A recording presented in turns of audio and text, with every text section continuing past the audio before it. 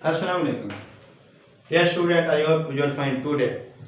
तो आज का जो अपना क्वेश्चन है ये मैट्रिक्स के बारे में। यहाँ पे आप देख सकते हैं कि मैट्रिक्स की मल्टीप्लिकेशन होती है। ये आपके पास सेकेंडरी लेवल पर है।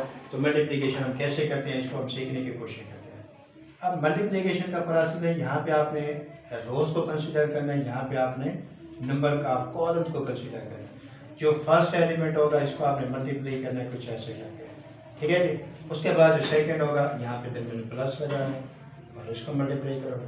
सेम प्रोसेस आपने इसके लिए करना है, ठीक है। सेम प्रोसेस इसके लिए अब 1 को 1 से मल्टीप्लाई करोगे, प्लस लगा के और सेकंड को सेकंड से, ओके। तो ये जब आपके पास मल्टीप्लाई हो जाएगा उसके बाद इसी तरह सेम इसको चलाना है आपने।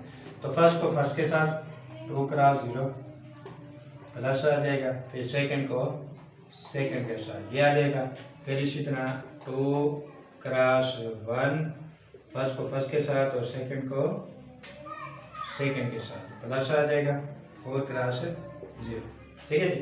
तो इसके बाद यहाँ पे हमने इसको इकट्ठा कर देना है, 1 आ जाएगा, 6 आ जाएगा, ये 1 आ जाएगा और ये 0 आ जाएगा, ठीक है।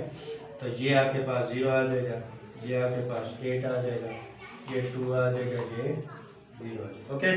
तो इसके बाद अगर हम इसको आगे इकट्ठा करें थोड़ा सा, तो ये आपके पास 1 + 6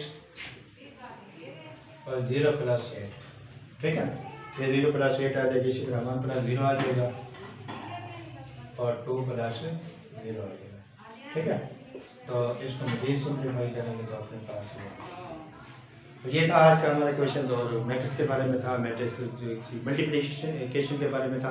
तो ये आपका अपना चैनल है, अपने चैनल को सपोर्ट कीजिएगा। अल्लाह हाफ़िज़।